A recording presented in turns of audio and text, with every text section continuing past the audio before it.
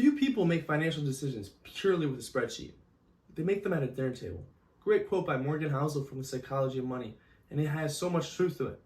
When you think about it, if you couldn't sleep at night because of a financial decision you made, but you knew it was right, would you make it? Probably not. When you think about it, numbers don't mean everything, and humans behave with emotions. What's going on, guys? Welcome aboard Life Launchpad, your go-to channel for practical advice and guidance to launch your dreams into reality. I'm your host, Andrew Savina, and today we are talking about the psychology of money. First thing I want to talk about is our emotional connection with money. And what better way to start off with our past? Everyone was raised different, and everybody has different views on money. The way that somebody else was raised, the way their parents taught them, will cause them to think about money in a whole different way than it may have happened to you. If you lived through a time of prosperity, a lot of good stuff happening, great markets, you might love the stock market. But if somebody grew up during, Great Depression, they might look at it and be like, stock market is terrible, it's the worst thing that's ever happened, I don't trust it.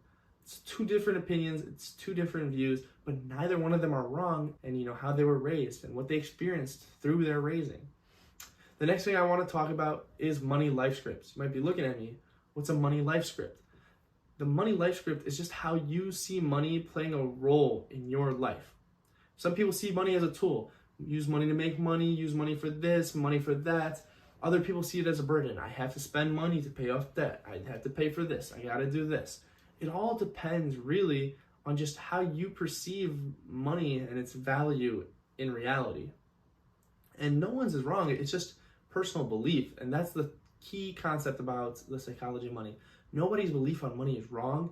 It's just different than anybody else's. Finally, I want to talk about emotional spending. And emotional spending can be a really bad habit, something that could be used to solve stress, boredom, or even find fulfillment. If you're stressed, you might spend to go buy food, you might buy clothes, impulse decisions. You're more likely to trigger yourself to do something. If you're bored, you might go, all right, let's go to the mall. You might spend more money. Fulfillment, you might be feeling, empty, a hole, and you want to buy something to fulfill that hole and just make you feel whole, feel accomplished. When in reality, it's a deeper, more underlying issue that needs to be solved. The next thing I want to talk about is cognitive biases in financial decisions. And the first one out of these is loss aversion. And this basically is an idea that says the pain of losing some amount of money outweighs the joy of gaining that same amount of money. So when you think about it, people are going to be more inclined to, and they're going to be a lot more scared to do decisions. Maybe make an investment, maybe look into something, and focus on learning something because they're afraid that they can lose. And they know that the growth isn't near worth as much as the loss might be. And this can stop them from making, clear, good investments just because of fear. And I'm not saying it's the wrong thing. It's just saying that's what human nature is. The next thing is the anchoring effect. When somebody gets information about, some sort of financial decision or any decision they make, they take that piece of information and they hold on to it because, they set it as their grounds, their roots, their main idea that they believe in.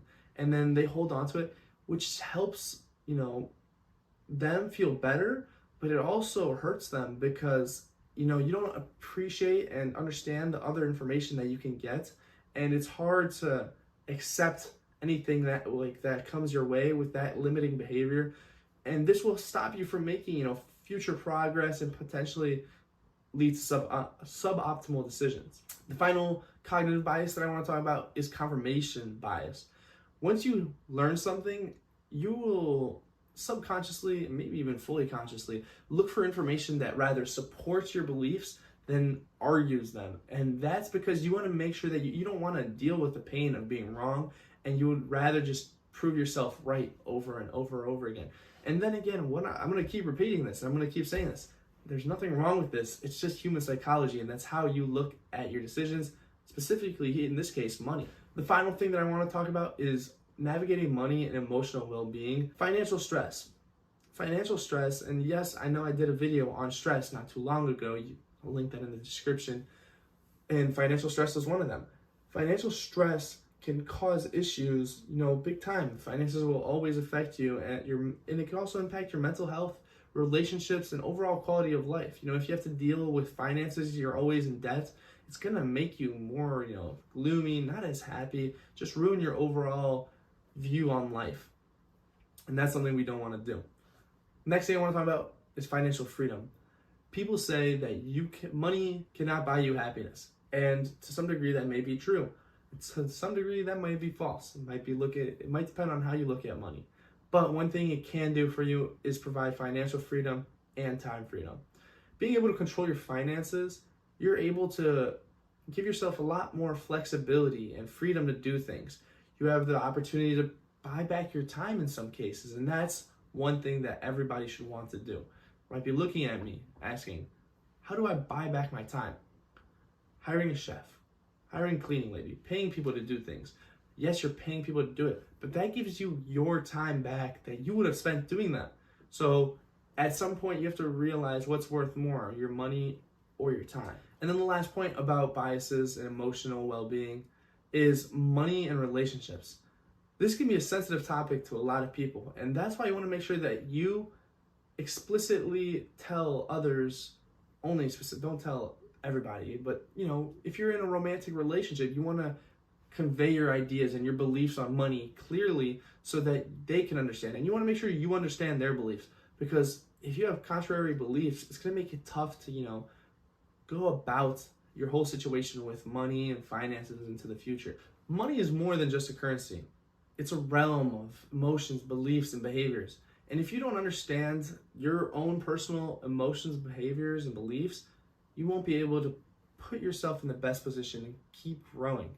You want to understand psychologically and deep within how you look at and feel about money. You should be able to accept and go on to new ideas while also holding down your values. Thank you guys so much for watching. If you enjoyed this video, please drop a like and subscribe. That's all I have for you guys today. Don't forget, the power to transform your lives lies within you. Don't stop learning, don't stop growing, and don't stop launching towards your dreams. I'm your host, Ange Fina. See you guys in the next one. Peace.